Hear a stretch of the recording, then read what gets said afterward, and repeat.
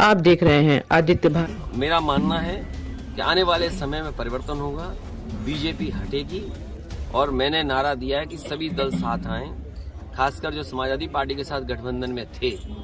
गठबंधन 80 हराव का नारा देगा।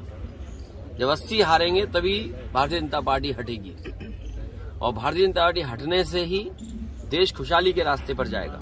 इनके पास नारे तो नए नए हैं, अब कह रहे हैं कि डेवलप्ड कंट्री का सपना देख रहे हैं, जिनके वचन में कोई दम मतलब कहने और कथनी में अलग अलग हो। क्या कहा और क्या किया, इसका जनता को आकलन करना पड़ेगा। और अभी लोकसभा में जो नौजवान कूदे हैं, ये सही बात है कि सुरक्षा, और वहां पर सुरक्षा जो प्रधानमंत्री जी का ड्रीम प्रोजेक्ट था, अगर ड्रीम प्रोजेक्ट में जो लगभग 25,000 करोड़ का बना है, वहां की सुरक्षा ऐसी है, तो मुझे लगता है कहीं न कहीं साजिश भी है और षड्यंत्र भी है, क्योंकि कहीं इसी बहाने सरकार की कोई तैयारी तो नहीं है, कहीं इंटरनल सिक्योरिटी और सुरक्षा के बहाने लोगों को डराने की तैयारी तो नहीं है। एक तो सवाल वो खड़ा होता है और दूसरा सवाल खड़ा होता है, कई प्रतिष्ठित अखबारों ने कहा कि नौजवान बहुत त्रस्त थे। नौजवानों के परिवार से जब जर्नलिस्टों ने बात की तो परिवार के सदस्यों ने बताया कि नौजवान दुखी थे, उन्हें रोजगार और नौकरी नहीं मिल पा रही थी। इसी वजह से गूंगी बहरी सरकार को जगाने के लिए वो नौजवान लोकसभा में कूद गए। भैया, एमपी में यादव मुख्यमंत्री बनाया है भाजपा ने, इसको यूपी से जोड़कर देखा जा रहा है, क्या मानते, क्या असर डालेगा 24 के चुनाव में? ये केवल 24 तक हैं और 24 के बाद क्या होगा वो आप जानते हो क्या होगा। ये केवल दिखाने के लिए हैं, जो कहावत है ना, वो वही है कहावत। ये केवल दिखाने के लिए है, क्योंकि मध्य प्रदेश की बात आपने कही है। मध्य प्रदेश में ये कहा गया और अखबारों में आज भी निकल रहा है, सोशल मीडिया पे आज भी चल रहा है कि जो लाडली योजना थी उसकी वजह से सरकार बनी। देश के प्रधानमंत्री जी ने भी ये कहा कि महिलाओं का वोट ज्यादा मिला।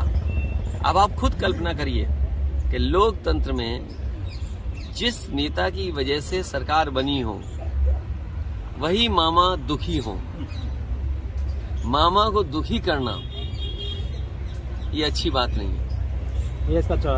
और इसका परिणाम जो आने वाला है, तो आने वाले समय में 24 को आप देख लेंगे। 24 भैया, इंडिया गठबंधन को लेकर क्या? इंडिया गठबंधन होगा और मैंने पहले भी कहा कि ये जो परिणाम आए हैं, इससे इंडिया गठबंधन और मजबूत होगा।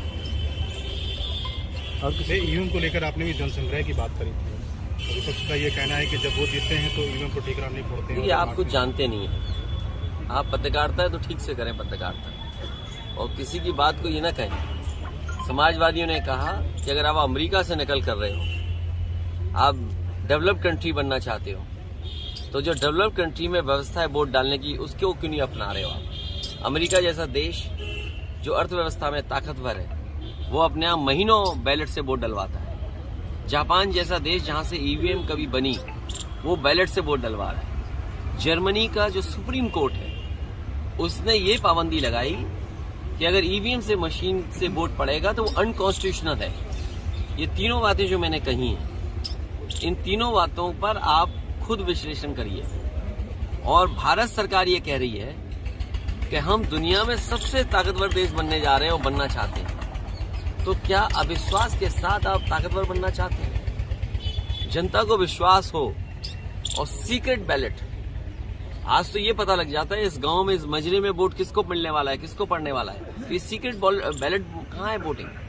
इसलिए समाजवादियों का मानना, मैं आज फिर कहता हूं आपसे, मैं जनता से अपील करूंगा कि समाजवादियों को जिताइए, बीजेपी को हटाइए।